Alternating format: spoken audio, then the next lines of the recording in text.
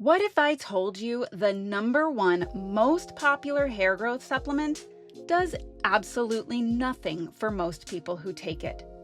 Every single day, millions of people are popping biotin pills hoping for thicker, fuller hair. But here's what nobody's talking about. A systematic review of the research has shown zero clinical evidence that biotin helps hair growth in healthy people. None. The whole trend was engineered by supplement companies, and it spread because marketing is louder than science. So what actually works? Well, there's an herb that Ayurvedic practitioners have used for hair regrowth for thousands of years, and it's so much more than just a supplement. And what's even better is that scientific research backs it up. Now, before we get to the big reveal, let's talk about why biotin became so popular in the first place. Biotin is vitamin B7.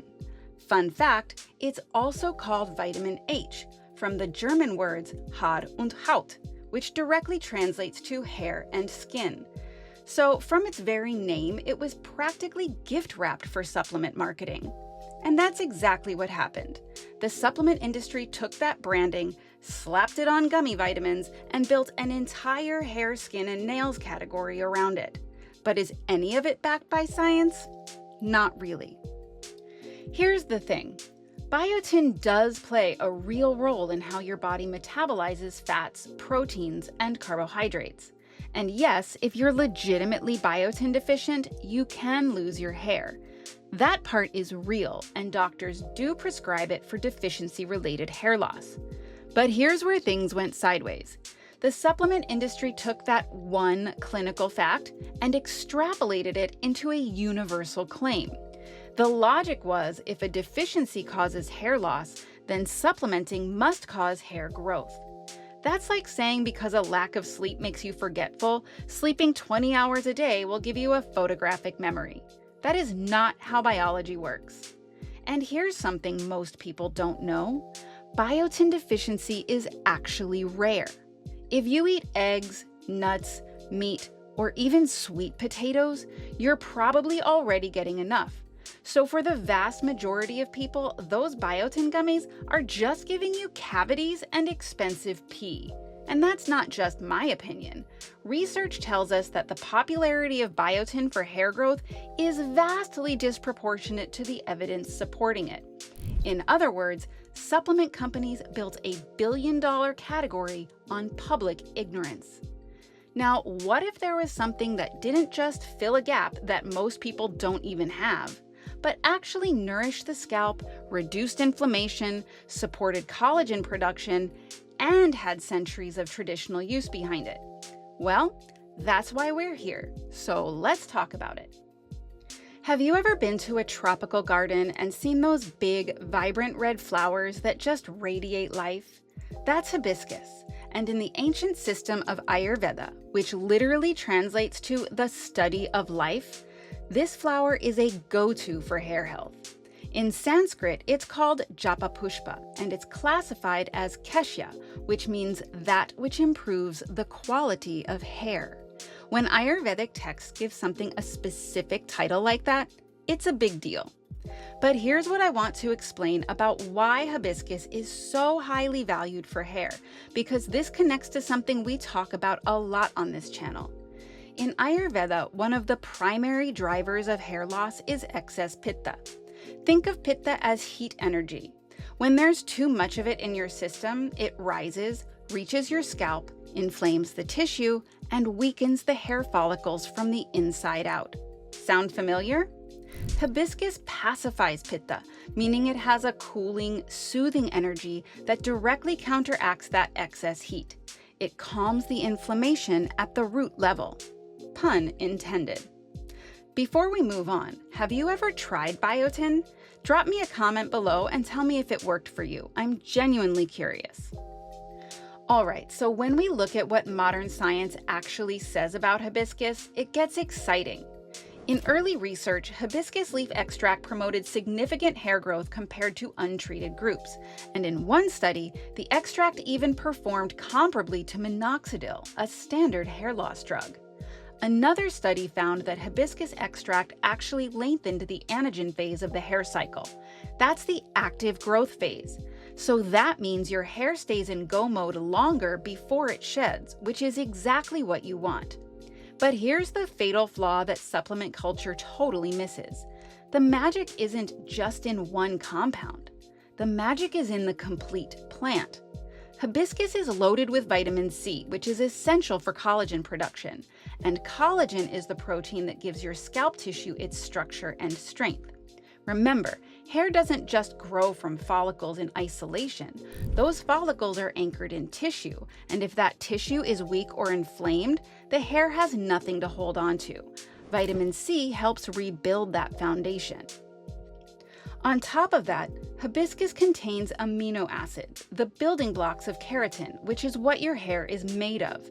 It also has flavonoids and anthocyanins, which are powerful antioxidants that reduce oxidative stress and protect follicles from damage. And when used topically, its natural alpha hydroxy acids gently exfoliate the scalp, unclogging follicles so that new growth can actually come through. So let me put this into perspective. Biotin fills one narrow gap that most people don't even have. Hibiscus addresses inflammation, collagen production, antioxidant protection, scalp exfoliation, and direct follicle nourishment all at once. It's not even a fair comparison. Now, if you've been following this channel for a while, you know what's coming next. And if you're new here, get ready for a truth bomb. None of this matters if your gut is a mess. Here's why. When your digestive fire is weak, you're not properly breaking down and absorbing nutrients. So even if you're consuming the best herbs in the world, your body can't use them efficiently. On top of that, poor gut health leads to chronic inflammation, and that inflammation travels through your bloodstream straight to your scalp. When your body is constantly inflamed, it also ramps up cortisol production, and cortisol tells your system to shut down non-essential functions. And you want to take a guess as to what your body considers non-essential? That's right, hair growth. So hibiscus is your targeted intervention, but gut health is the foundation. You need both. Side note, I actually started taking a super concentrated hibiscus supplement as a collagen booster, and one thing I noticed was significantly less hair shedding and faster hair and nail growth. I was pleasantly surprised. I'll leave links for the supplements I'm using in the description. If you're finding this blend of ancient wisdom and modern science as useful as I do, hit those like and subscribe buttons. And if you want to go the extra mile in supporting the channel, click join to become a channel member. All right, here's how to actually put this into practice. There are two approaches, and your individual needs dictate which way is best for you. But let's start where it matters most: internal use.